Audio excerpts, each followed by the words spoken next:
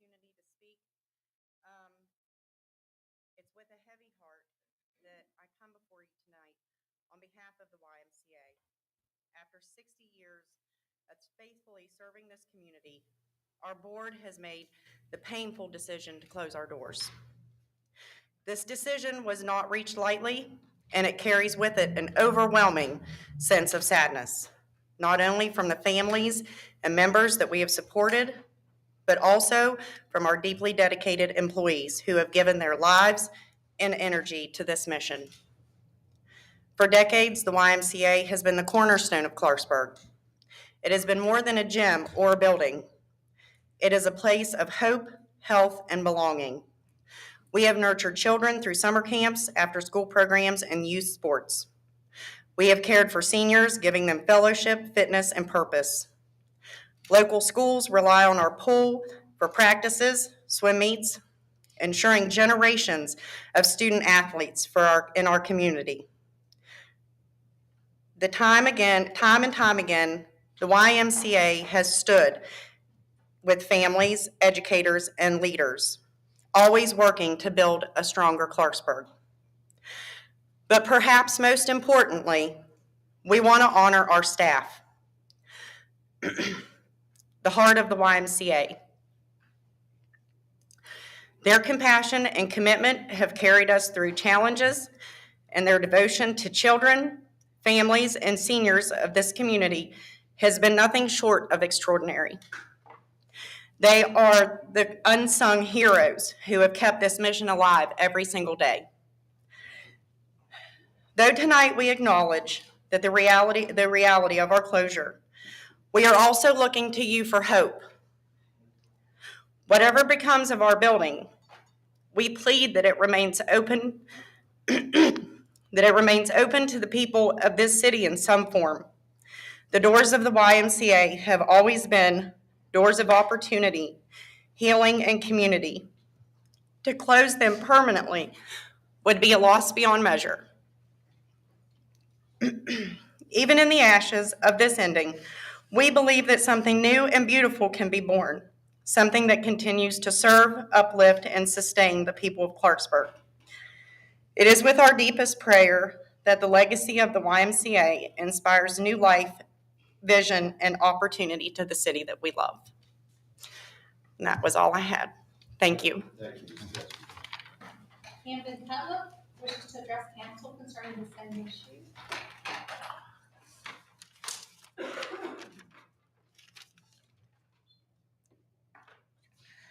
Good evening, members of council, and thank you for giving me the opportunity to speak today. My name is Camden Cutlip, and I'm the coach of the South Harrison swim team. I'm here on behalf of my athletes, their families, and my fellow coaching staff. The YMCA to us is more than a pool. It is a place where our students learn discipline, teamwork, and perseverance, lessons that shape who they become. For my team, it is our only reliable place to practice and grow. Without it, we risk losing not just a pool, but a space that builds character and confidence every day. Last year was our first year back as a team, and as a first-year team, we made it all the way to the state meet. Coming from a group that had received next to no formal swim training, this was an amazing feat that we were able to pull off. Academically, my swimmers excel as well, with my boys maintaining a 4.0 GPA and my girls maintaining a 3.8. That success shows what happens when young people have a safe, supportive place to push themselves. They will thrive in the pool, they'll thrive in school, and they'll thrive in life. I've seen this firsthand across multiple swim teams, and as a former high school swimmer, I can even attest to this myself. This is what the YMCA does. It turns effort into achievement and potential into success. While the bridge is an alternative location for us to practice, many of my students would face a commute of at least 40 minutes each way. That travel time presents a significant challenge for balancing school, homework, and practice, and it will impact my students' ability to participate fully on my team. I know keeping the YMCA open may come with challenges, but its value to the community is undeniable. Supporting the YMCA is supporting the future of our community. In preparing this to read tonight, even today, I found myself considering one of Clarksburg's mottos, which is proud past, unlimited future. This motto also describes our YMCA, a proud past of helping to create amazing swimmers and athletes, and an unlimited future of helping programs like mine thrive. I respectfully ask that you all assist in keeping that future going. Give our students the chance to keep growing, keep learning, and keep achieving in the pool, in the classroom, and in life. Thank you for your time, and thank you for your continued support of Harrison County students. Thank you. John Kroll wishes to address the council concerning the same issue. Same issues. Thank y'all for seeing me tonight. My name is John Kroll. I'm the swim coach at Robert C. Byrd. I'm here today to ask you to please do whatever you can to allow the high school swim teams to have access to the YMCA pool, even as the Y pool closes itself closes. With the city taking ownership, this is a critical moment to preserve a resource that serves more than just our swim team and South Harrison swim team. For the Y itself, the impact goes beyond athletics, of course. I'm sure you all can see the potential this can have on the city. I understand the challenges of maintaining facilities, especially during this quick transition, but I urge you to see the pool and this opportunity as not as a burden, but as an investment in youth, public health, and the community spirit. For my specific reason for being here tonight is the RCB swim team. I've been coaching at Byrd for 9 years. I swam for Byrd 20 plus years ago. And I have to do what I can to give these kids a fair shot to be the best that they can be. If the pool isn't available, that'll force 6 or 7 high schools to share a pool, and that simply cannot work. The bridge with 6 or 7 high schools and a very successful club team, it simply can't work. Asking a student athlete of mine to drive 30 minutes, up to 30 minutes each way for maybe a 50-minute practice cannot build a championship program. I take pride in the fact that I am building a championship program. Last season, every member of my girls' team qualified for the state championship meet. One of them brought home 2 individual state titles. My boys' team was a state runner-up. And we need this pool to continue to build the championship program. My last thought is we need a pool. There's a pool 2 miles away from the school. I know it's not as simple as giving me the keys. I know it costs a lot of money to keep this pool running. But I feel like there has to be a way to keep this pool open and operating. Long term, I think the city can make this building work for them. Short term, I need a smart and safe place for RCB, South Harrison, Notre Dame student athletes to be able to get better and to be able to compete and continue building a championship program. Thank you. I would like to say to you all, we're 100% behind you. I was flabbergasted. I saw it on Facebook, and that's not the way it should have been. And please know that we are working diligently on finding someone to take over that facility. So, we were just as shocked as you guys were. So, please know that we're working. Thank you. City clerk, I'm sorry.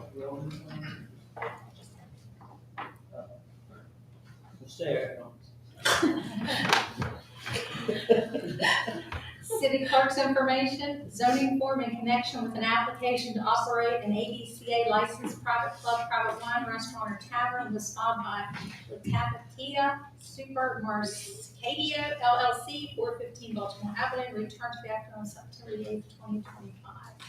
Unfinished business, consideration of second and final reading and public hearing of an ordinance transferring a portion of Buchanan Avenue, Spring Avenue, and an unopened 12-foot alleyway to 75 feet. Notices has appeared in the Exeter Telegram. Mayor, I'd like to make a motion to amend.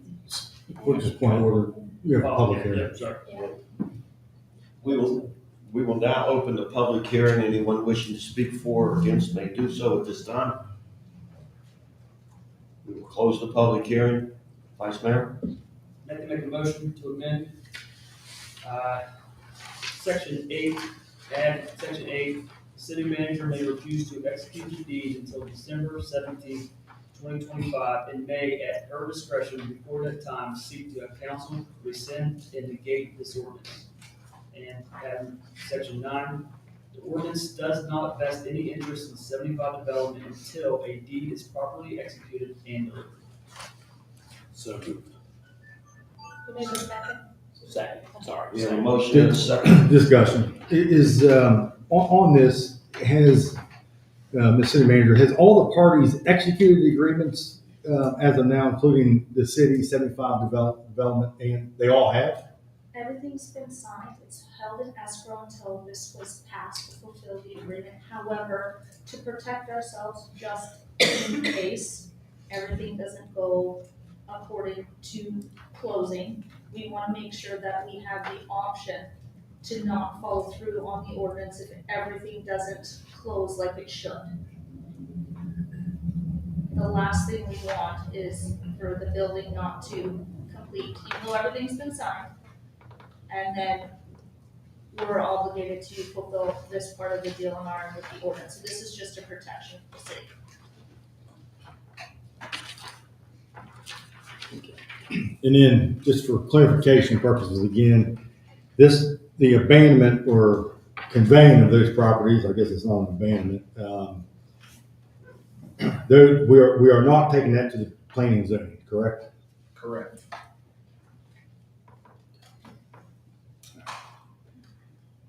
I'm good. Anyone else? We have a motion and a second. All in favor? Aye. All opposed? No. Councilmember Dean? Yes. Councilmember Howe? No. Councilmember Hyman? Councilmember Jackson? Yes. Councilmember Ward? No. Vice Mayor Rickle? Yes. Mayor McIntyre? Yes. So now, we have the amendment, consideration of second and final reading on the ordinance transferring a portion of Buchanan Avenue, Spring Avenue, and an unopened 12-foot alleyway to 75 development. So. Second. We have a motion and a second. All in favor? Aye. All opposed? No.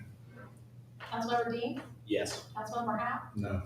Councilmember Jackson? Yes. Councilmember Ward? No.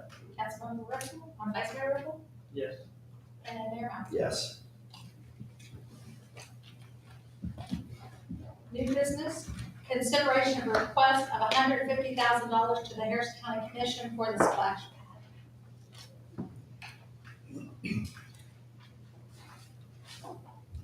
So.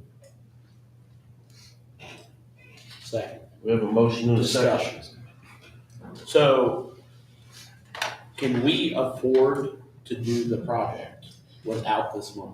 Yes, so the cost of the project when we, costed it out a year and a half ago was just over 600,000. So the grant and ARPA funds cover both. However, that was, a year and a half ago, 2 years ago. Additionally, this is going to be a no-cost amenity to obviously all of Harrison County. It's in Clarksburg City Park. But anybody's gonna be able to use it. I had spoke to a commissioner a couple years ago, and he said, when you get your grant, to put forward a request letter to the county to consider to contribute to the project. What we would like to do is, when I was talking to our director of Parks, Doug Comer, I said it would be nice to expand the landscaping, put tables with covers on them so families can have picnics and that, because this was just a splash pad, but you could do so much more to make it a more inclusive type offering to the community. So that's why these letters are coming forward. I had a question. Has the county commission been approached about this request? Have we talked to the county administrator or any? I have. I talked to, when I went to here last week at Pierpont with the governor, I mentioned it to Administrator Ortiz and County Commissioner Patsy Treecross was there, so I mentioned it to both of them, and I had a conversation a couple years ago as well, and that's why it's coming forward. One more question. This splash pad is in this Clarksburg City Park. What municipality is that in? It's in Clarksburg City Park. It's owned by Parks, which is part of the city of So Clarksburg. what municipality is it in? It's another Fort. Okay, thank you. So, We actually pulled the deed on it, it's part of the city of Clarksburg. Okay. That's why it's So it's Clarksburg, within the Clarksburg city limits. well, it's part of the city of Clarksburg. All right. Just like the high schools aren't what probably would people would classify the core, but RCB is further away, but it's still a part of the city of Clarksburg. All right. Now, you have a comment? Question. No questions, all right.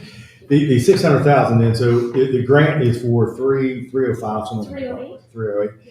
308. So we have the other remaining 308 plus with additional in the ARPA funds now, correct? Yes, and council voted on that to earmark those for the project. And that was submitted to the state before the deadline that the state gave out, saying they needed to know exactly how we were going to spend our ARPA funds. So there's no, right now, I mean, there's no projection for any out-of-pocket cost for us from our funds, just the ARPA. That's right. Any other questions? We have a motion and a second. All in favor? All opposed? No. Councilmember Dean? Yes. Councilmember Howe? Yeah. Councilmember Jackson? Yes. Councilmember Ward? No. Vice Mayor Murphy? Yes. Mayor Hunt? Yes. Consideration of request of $25,000 to the town of Court for the splash pad. So, We have a motion and a second. All in favor? Discussion. So I was gonna wait to ask this question. I already talked once for the Harrison County Commission. I wasn't around for when the splash pad was discussed. Is there a reason why we picked Clarksburg City Park instead of a neighborhood or something that would be considered in the heart of the city? It was the access to the park, the parking to the park, and the amount of kids that went through Clarksburg Yeah. City Park, and the visibility of Clarksburg City Park. All of those were taken into consideration by the Director of Parks, and his recommendation, and I concurred with his recommendation, this would be the highest and best use for location for a splash pad. Yeah, and you know, just I think I agree with you. I think this is probably the highest visibility spot, but I think what Councilman Worth was getting at in his discussion, you know, if the town of North Fort doesn't give us $25,000, they've got a lot of people coming through the municipality, and they're gonna shop at their their gas stations or whatever, the food line, and those are opportunities for tax dollars that are they're using our facility that we put the most amount of money in for free, which great. We should have more free things for families to do, but it just I struggle a little with another town taking that or having that opportunity to take that tax revenue. Those things were discussed. What Yeah. I would say is there's really no neighborhood that is filled with restaurant and or shopping unless we could find a spot, for instance, like up on Emily Drive, like that would drive economic usage up on that road, but in the actual city, it was a whole combination of, but what you're saying would be very hard to achieve in the neighborhoods we currently have. No, I think that's true. A lot of these neighborhoods are very old. The streets are narrow. You don't have a lot of parking. So okay, thank you. You know, one of the things we need to take into consideration, the fact, it's Clarksburg City Park. It's still in Nutter Fort, it's gonna be in Nutter Fort. You can't pick that park up. They're already benefiting from the park being out there. So, you know, this is just a way for us to enhance the Clarksburg City Park. It's our park. really, I'll say nothing against the report, but a lot of people view it all as the same. all the kids that go there are all the same, they all go to the same school together. I know this is not what Councilman Dean's saying, because I know he speaks for all the children, so I'm not trying to say that, but I think, especially in tonight's scenario, like with the Y, I think we need to be leaders for the youth. And I drive a school bus, and all the kids on that bus, I go through Stonewood, number 4, and Clarksburg, so they're all in together. A place for them to be, a place for them to have a place, a safe place for the families. So I think it's a win for everybody, and it makes the most sense. And I think the amount of money for the project would go up if it was in other areas. If we had to add parking and other things like that. So I think the infrastructure's there. So I think it makes sense. I understand what Councilman Worth is saying as well. Because I thought about it. I thought about, Northview Park, Heritage Tree Park, obviously. But just all the parks, and it just makes sense there. I didn't want to come to that ending of my thought process, but it just does. But I get what you're saying fully. And I get what you guys are saying too. I mean, yeah, on paper, there's more kids that go to another Fort Park. This council up here, we've fought hard. I mean, especially in the last year, to try to do everything we can to revitalize our neighborhoods. Everything. I mean, it's just from a council standpoint, us volunteering in the community, and I feel like here we spent, money, a lot of money, whether it's ARPA funds or not, to build this splash pad, and it's going to another fort. Well, we could be putting it inside one of our parks. I mean, Northview Park, beside St. James Church. I mean, that is a pretty big park. There's a lot of parking out there too, on the side of the road. Because believe me, when I go to those spaghetti dinners there at St. James Church, there's about 100 people there, and no one has trouble with parking. No one has trouble getting it. And if we're going to put our money where our mouth is, and we're going to try to revitalize neighborhoods, then those assets need to go in our neighborhoods, not in another fort. I have nothing against another fort. They're a wonderful community. They got a great Lions Club. I mean, everything about another fort, yeah, great place. But this is our asset. And that's why I can't support that, guys. I mean, I love every single one of you guys up here, and I know your hearts. And I know you want to do this for the kids and everything.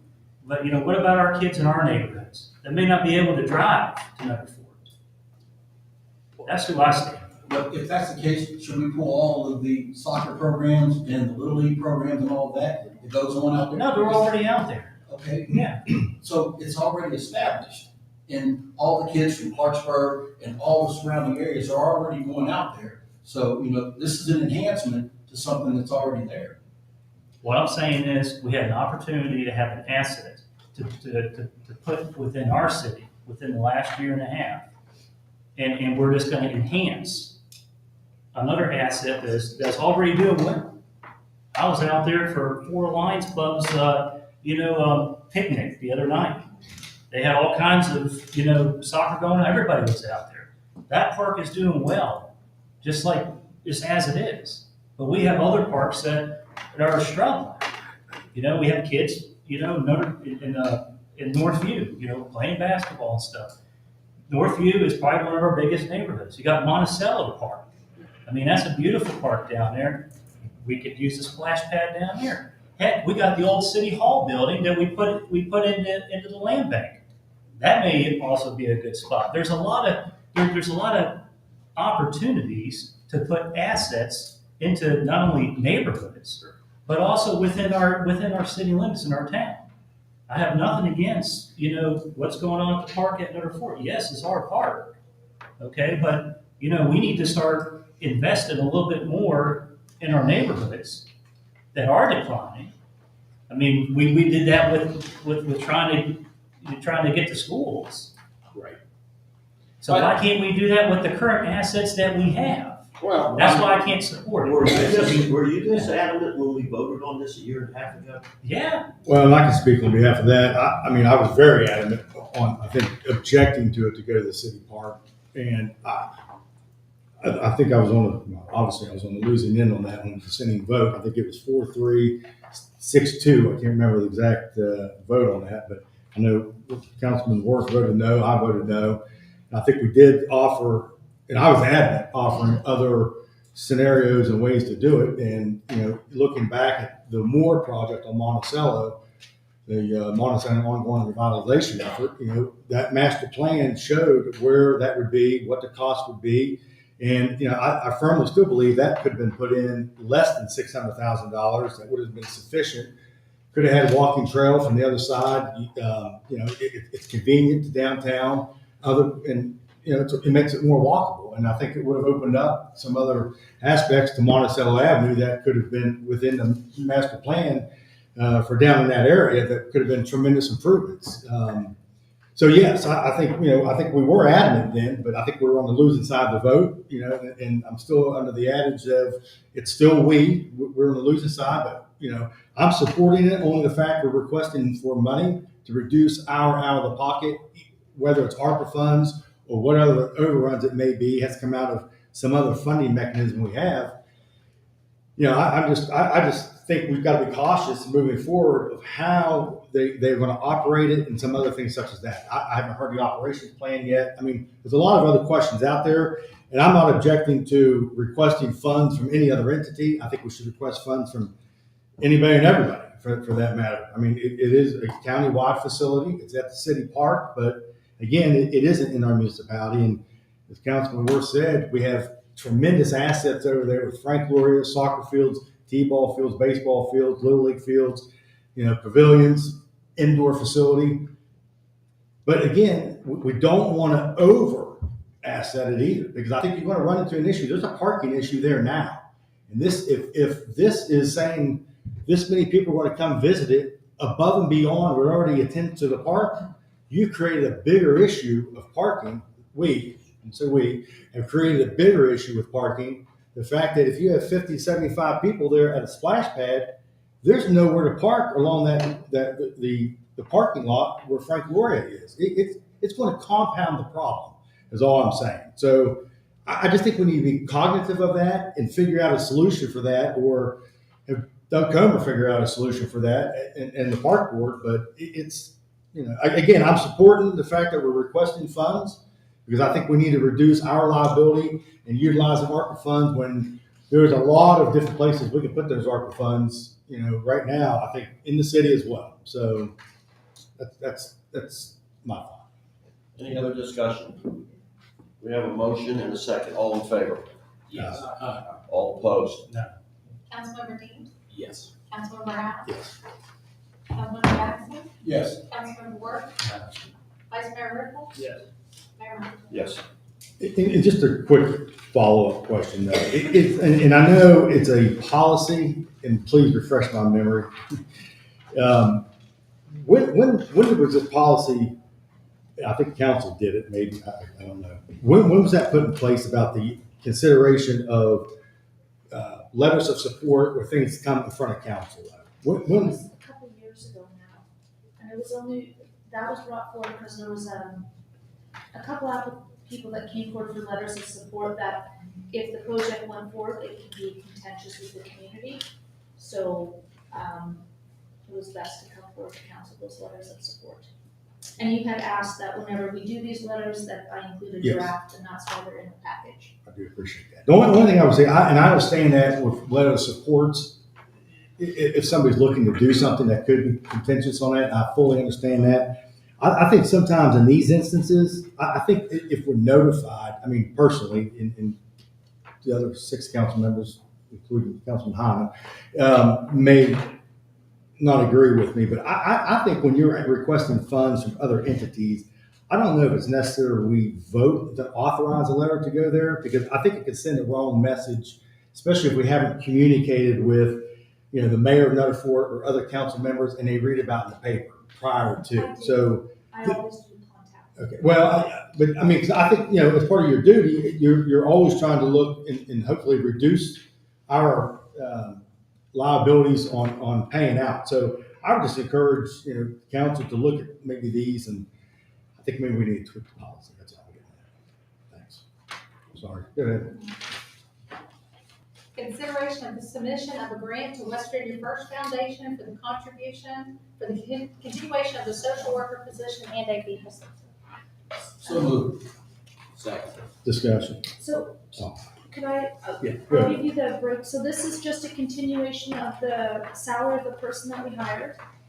There's no increase, however, we are asking for a contribution from West Virginia First Foundation for a vehicle for this position as well. So the total program cost me $117,217.78.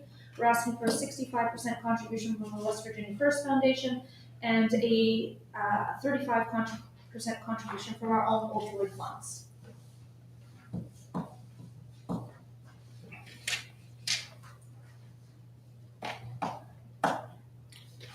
We have a motion and a second. Okay. We have discussion. So is there an application that, or is this just the nuts and bolts that you just handed us? This Because there wasn't This is anything in the just packet. the numbers we would apply for. We would resubmit what we submitted before and got approved for. West Virginia First Foundation end of last week, or beginning of this week, I can't remember the exact date, opened up their portal.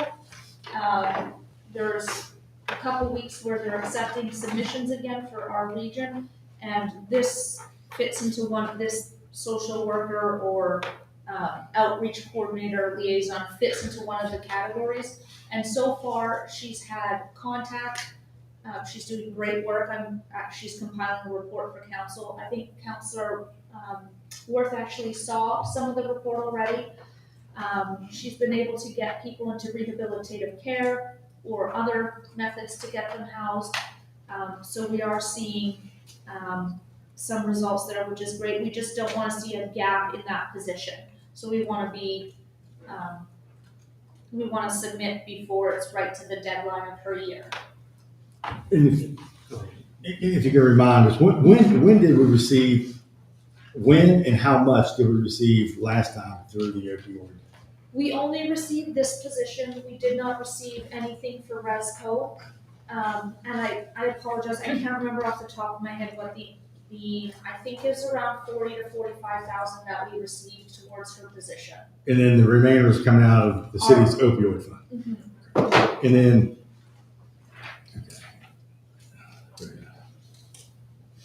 Yeah, so, you said that she will have a report, like how many people we've gotten off the street. Quarterly, yes, and some of the information is sensitive. We're going to redact some of it, but it will be sent out by email to council just to protect that process. Yeah, just numbers, be nice. And I did see, and I appreciate that there was a situation, down Locust Avenue where the outreach worker, I thought, did a fantastic job with helping someone get into treatment. And I think that's what we want. It takes a lot of pressure off our police department. It helps, it also helps the neighborhood too, to try to get folks that maybe have substance use disorder and, causing issues in the community to get the help they need to. And I also support the vehicle. That is quite that's quite a big help when you have a transport vehicle to get the treatment. I know the county commission last year approved a transport vehicle for the local community corrections program, and within the first year, that vehicle has transported over, I think, 42 people, from our streets, to treatment.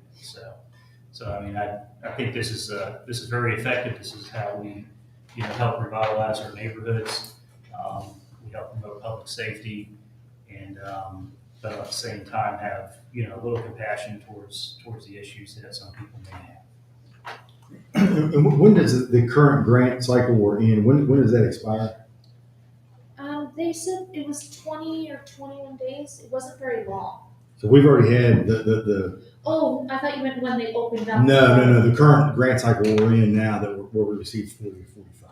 I believe it's another 6 months because we had to put the posting up 3 times before we found the perfect candidate that we hired. But we have 6 months remaining in the I current believe cycle. so, Okay. yes. And then this would this just subsequently come on the back end of it? Yes. Okay. And I just had one more question. So after our 35% contribution, which would be 41,000 and some change, that's if West Virginia First Foundation, they approve our 65% funding request. How much of our own opioid funds would we have after that? Right now, we have 841,000 and some change. So after we spend our portion, we're about just over $800,000.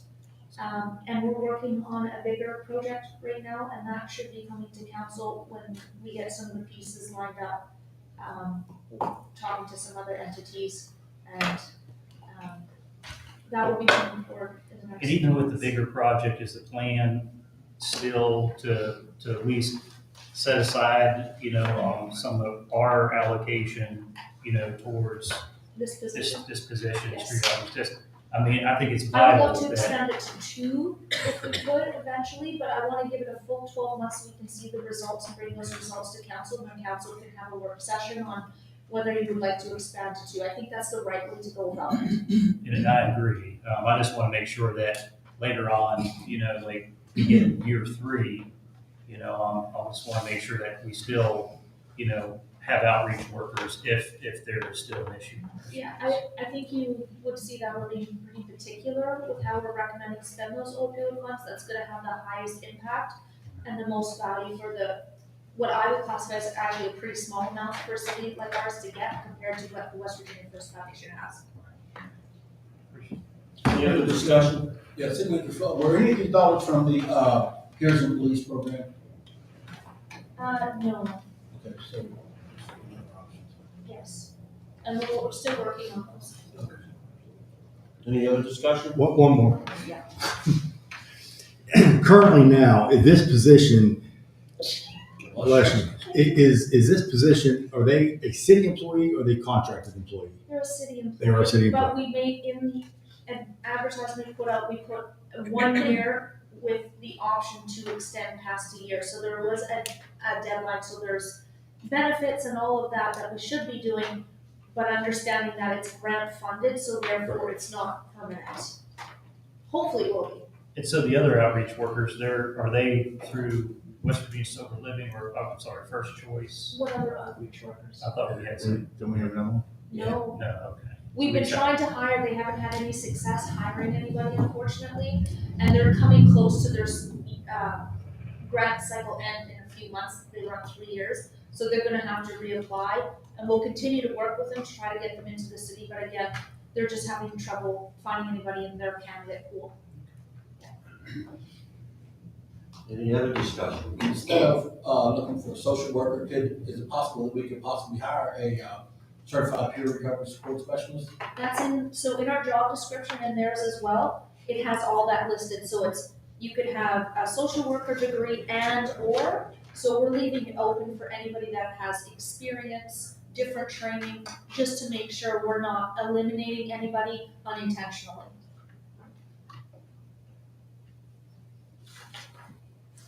Anyone else? Are you sure? I'm sure.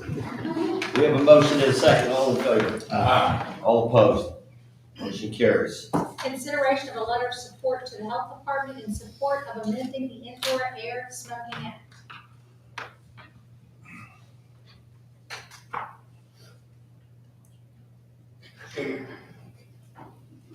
We have a motion, have a second? Second.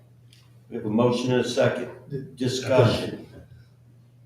Okay, I've done a little bit of due diligence on this, and cities in West Virginia with cigar smoking spots include Hurricane, Bluefield, Morgantown, Martinsburg, Charleston, and Huntington.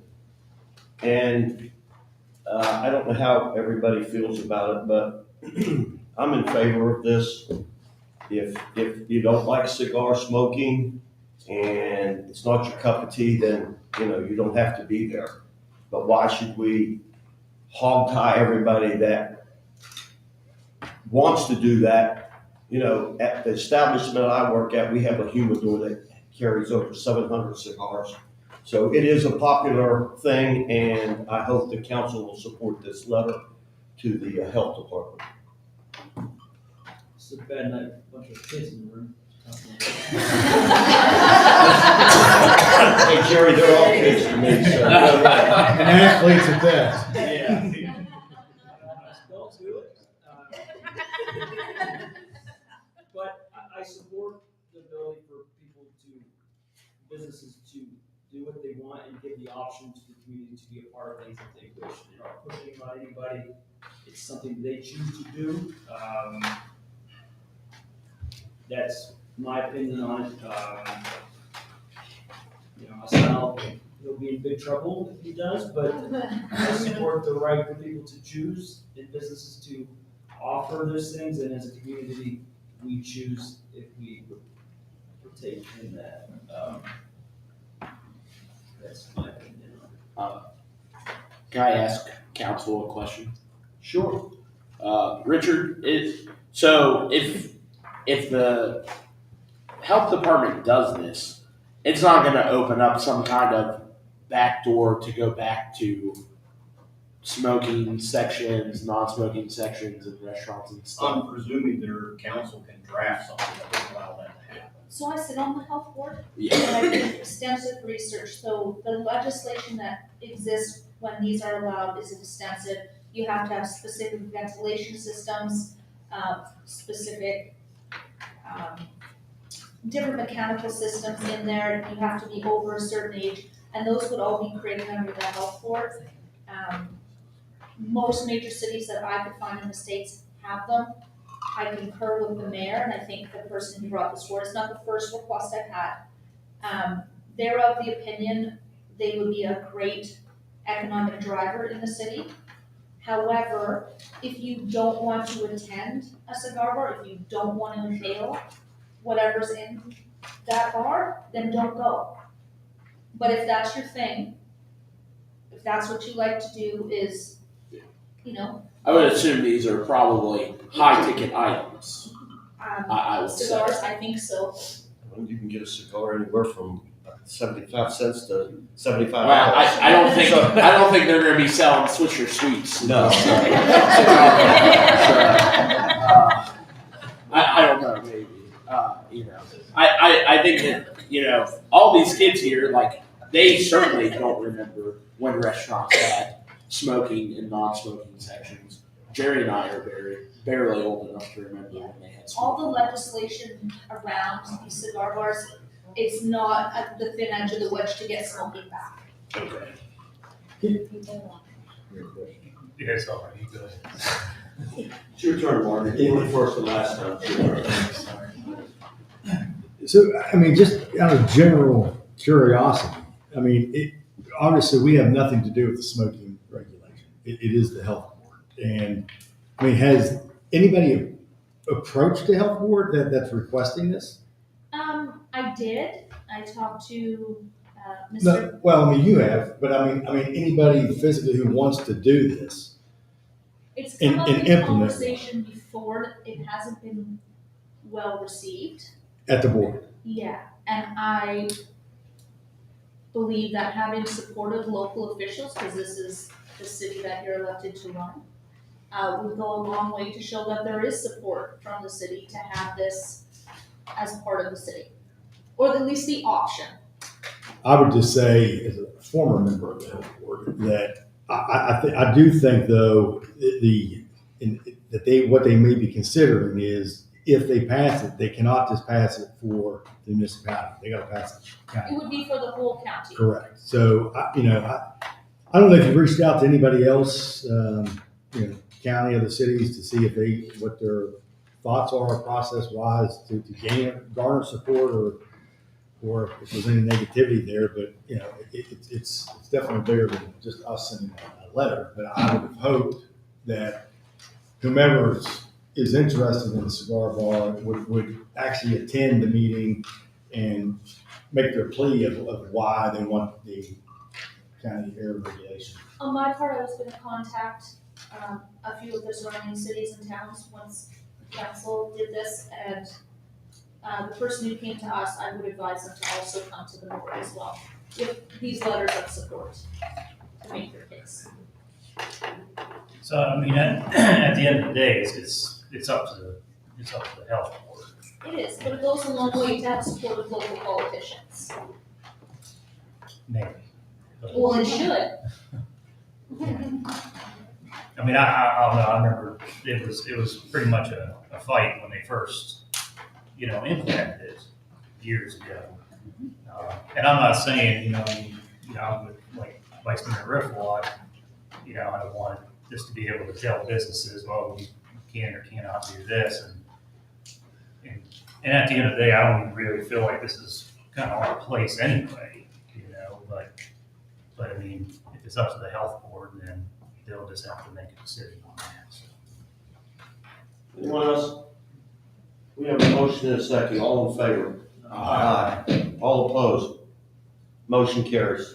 Consideration of setting the time for the observance of trick or treat for Thursday, October 30th from 6 p.m. to 7:30 p.m. Second. We have a motion and a second. Discussion.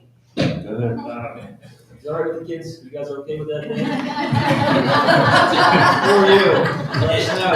Is there a small game on Friday? Is that why we do it We on? usually avoid Fridays because of sports ball games. But parents will say, you give the kids a lot of candy Thursday night, you give them up Friday morning, it's difficult, but. Well, and the teacher would like, would like trick or treat to be on Friday, so that the sugar high is the parent issue on Saturday.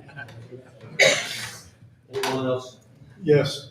What are you dressed up as, Mayor? Martin Howe. I'm dressed up as Martin Howe. With the student. We have a motion and a second. All in favor? Aye. All opposed? Motion carries. Deviating from the agenda for council comments.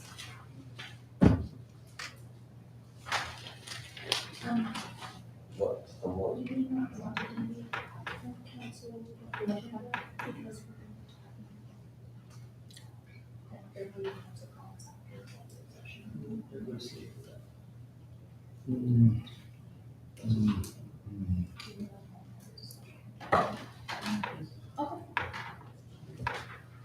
Mr. Work?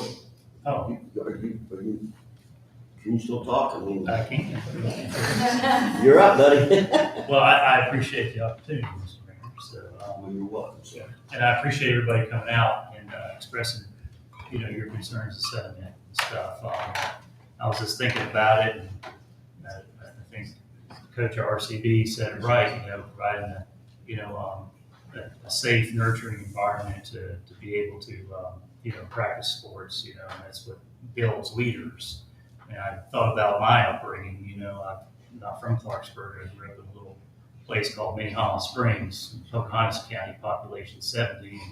And I was very blessed after my adoption to have a 157-acre summer camp where kids from around the world came, and they, and their parents were leaders, and they were going to be leaders. And it was quite a nurturing environment for me to grow and learn. And it's made the person I am today. But even with that camp, that was always, sort of my, even after all the kids were gone for the summer, it was just me and about 14 deer. I can still remember just driving my bike through all those dirt roads, and each little field was like a little town to me when you're, 11 years old, and the world's so big, you don't have internet yet. You feel like that you go to each one of these fields, and you're just like, well, how can I contribute? But and that may not bode well for folks that say, well, you're trying to run a city of 16,000, and back when you were 11, you were running a make-believe town. But I will say that was always sort of a safe environment for me, to not only, learn and grow, but also it helped me to, my leadership capacity today. So I appreciate you guys sharing that, not only sharing this, what the why means to the community, but also what it means to you all in your development. And because it is, it's not only a part of the community, but it's part of your life. It's going to be a memory that you'll have one day when you're sitting up here and you're discussing, what brought you up here. So I appreciate you guys, really speaking on that. Other than that, I know it's pretty adamant about the splash pad, and I'm sorry. I think every single member of council up here, they do care. We all care, about our neighborhoods and stuff. And I'm not saying that, by voting for these letters of support, for the commission to give 150,000, another four to give 25,000, is a bad thing. I don't think it's a bad thing.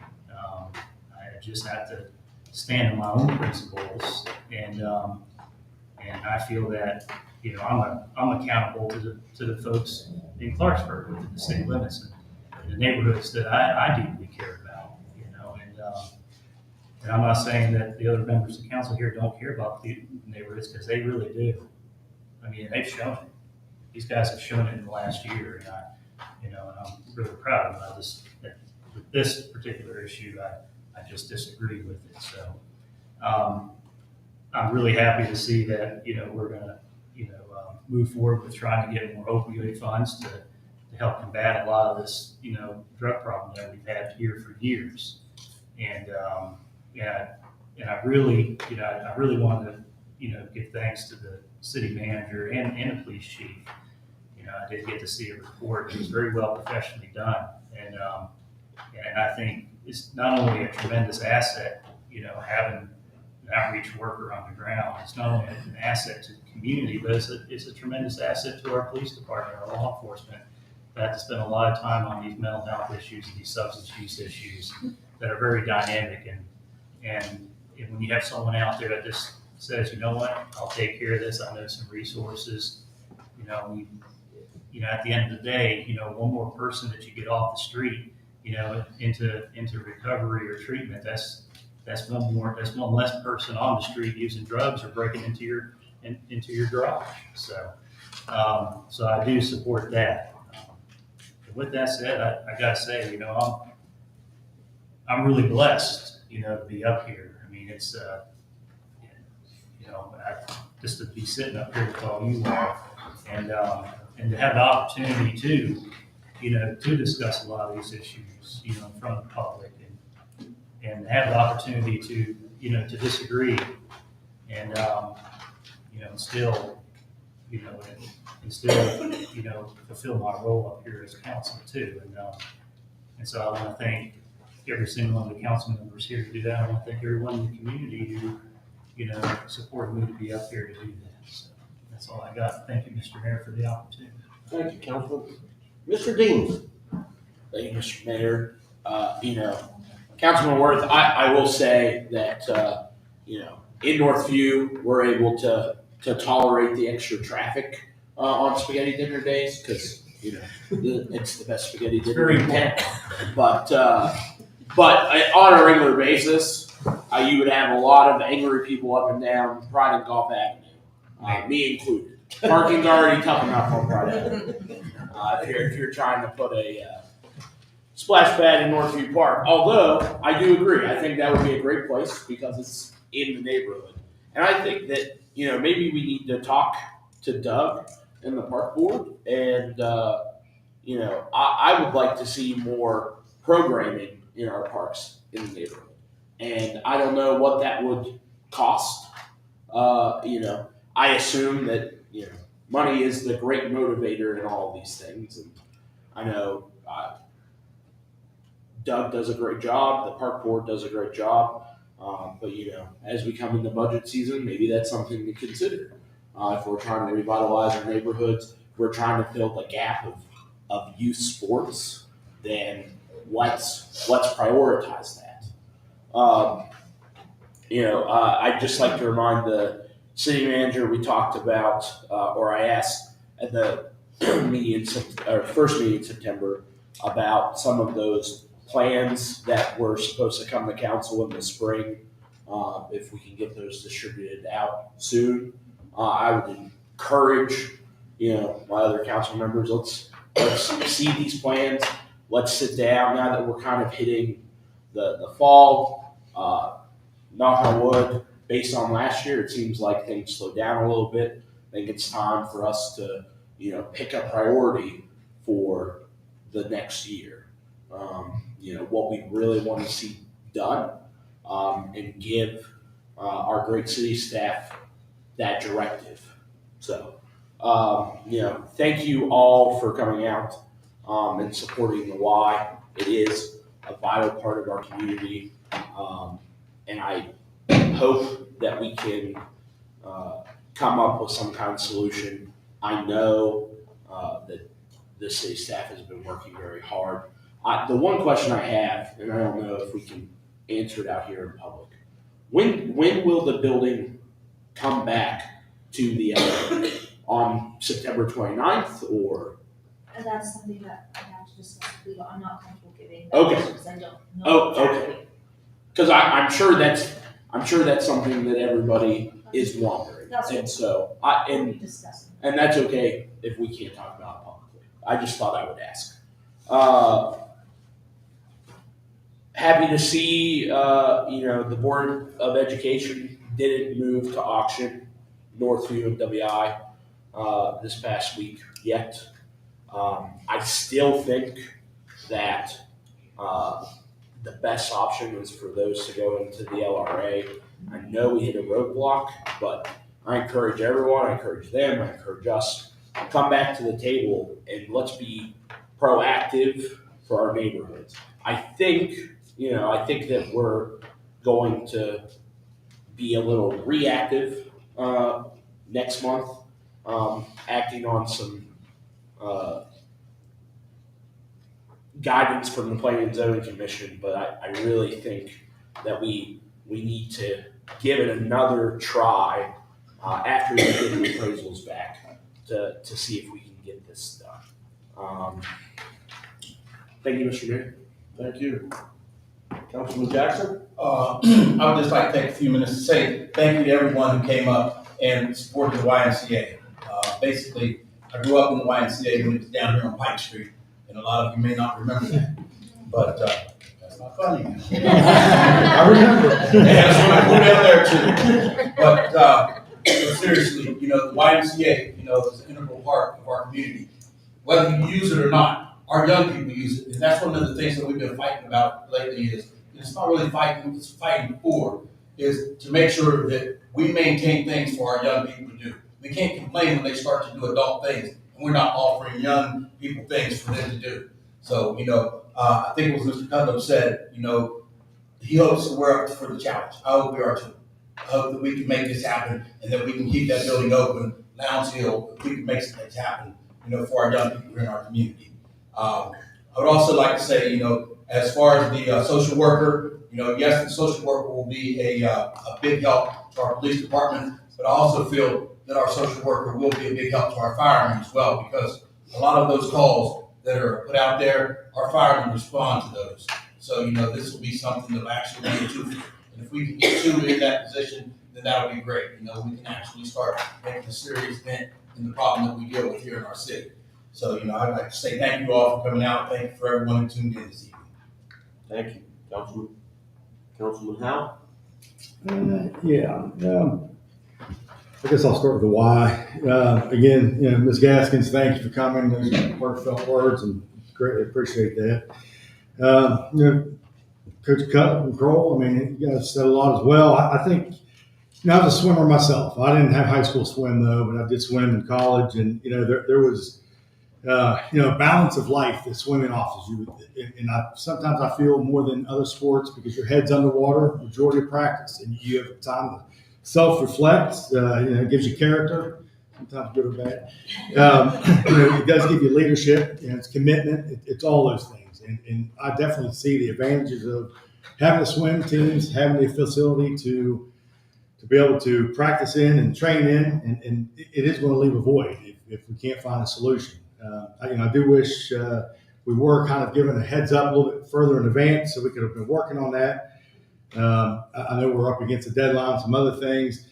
Mr. Deems, you brought up, Councilman Deems, you did bring up a question though about the LRA, but I guess my question would be, maybe we can just answer it offline, but I don't know if the building actually reverts back to the LRA or actually reverts back to the city, because the city deeded it with, and I'll say I objected to deeding it over, but I was adamant that if anything were happening, it were deeded back to the city, not the LRA. So I hope we look into that a little deeper, so we have a little bit more understanding where that building's going.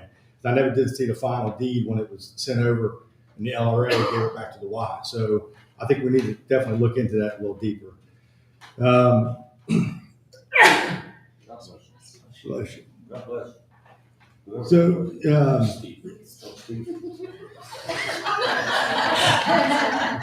bless you, Steve. Just a reminder, tomorrow is the Yacht Rock out at the amphitheater. Doors open at 6. Please start at 7. It's a BOGO sale the park's having, so make sure you get your ticket and get out there. I think it's going to be a great event itself. And then Sunday, 1 to 6, Jackson Square is the Fiesta Hispania. So again, hope we get out. We've all had the opportunity to enjoy the other festivities in town. This is a great Spanish festival. Get to meet the Spanish community, and they have great food. And come out and enjoy it. Oh, yeah. So, and again, I'd just like to thank the city manager as well. I had emailed her requesting that she assist the Fiesta Hispana with their congregation as they come from IC Church, and I think that's a great thing we can do to assist in that to that community, and they're very much appreciated. So I appreciate that. And again, just want to thank the firemen. They're always here consistently. It's a strong department, and we appreciate you guys coming out, taking an active approach in the city and watching what's going on. And then thank you to all the swimmers who came out as well, and just the community members.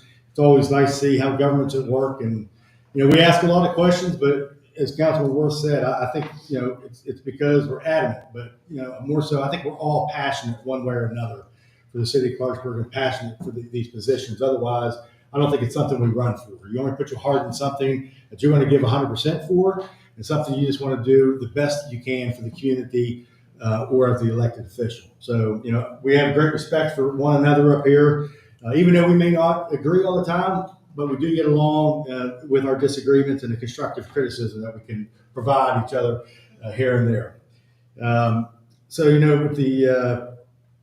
With that said, I'll move it. Mr. Howe, how many records do you hold at Fairmont State? None now, sir. How many? It's been decades. I think 3. Everybody pretty much said everything. I think what Councilman Jackson said is fighting.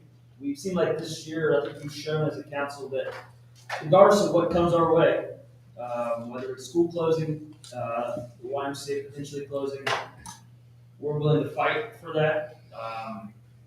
It's just a very nostalgic year. My 20-year reunion is coming up, which is next week. So, I'm a nostalgic person anyways, but the YMCA, I think, the words of Ms. Gaskins, I think all the kids here, you guys heard her voice and the way she spoke and the way she showed her passion. Like, it takes those type of people, those type of things to make things possible for you kids. There's passion up here, there's passion on that board. I know it wasn't taken lightly by anybody on that board. I'm sure everybody, it was a rough day for them. So now, it's not always a city's responsibility, but I think in this scenario, and I think when it comes to the kids, I always think we're the backstop. Whether we should be focusing on other things, I will always take that responsibility. I think we have the ability to make this happen. I think with the park board, and I think we can figure it out because we have to. And it's put a lot of pressure on us right now, but when it comes to the kids, I think that's how we perform, and I think it's when we will do it. I think our staff, this council, the community, neighboring communities, I think we can come together. And I don't want nothing going to Bridgeport. So we'll need a little bit more extra fight. I got it right there. And so we'll provide the answer soon and we'll get this figured out. Thank you, Vice Mayor. People just know that we're doing everything we can. We're exploring every option that we can for the Y. I mean, we're just not going to sit back and let this happen. It's like I said, I found out on Facebook and I was not happy. So, 8 o'clock at night to boot. So anyway, we are going to be doing everything, and so just, it's going to take some time, but at least be patient. Monday, September 22nd, 2nd Street ramp will be closed. We're getting it repaired. So just know that the 2nd Street ramp is going to be closed, and we're going to get it fixed. If you see something, say something, folks. Pick up the phone and dial 911. We can't do anything the next day or next week. Pick up the phone and dial 911. Everybody will be happy about this. Starting September 22nd, running through October 10th, is fall cleanup. So look at the website on your phone, and it'll be in the newspapers. And let's see. Other than that, everybody have a good weekend. Thank you for coming. Oh, yeah. Pursuant to Chapter 6, Article 9A, Section 4 of the West Virginia Code, I move that council adjourn into executive session to discuss legal matters, that the following persons be present: mayor and members of city council, the city manager, the city attorney, and the city clerk. Second. And we can include Tiffany Durst. And Tiffany Durst. Second.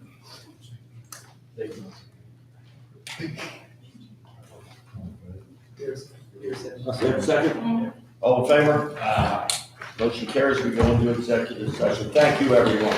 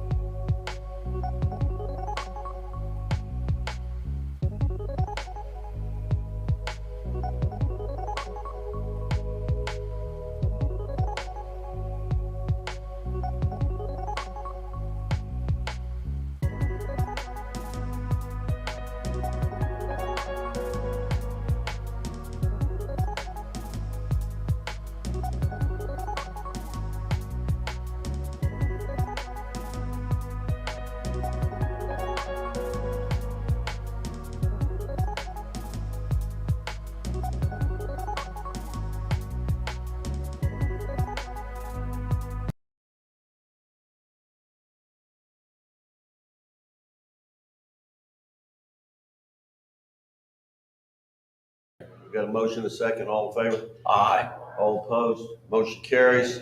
Somebody want to call? Motion to adjourn. Motion to adjourn. Second. Second, all in favor? Aye. All opposed?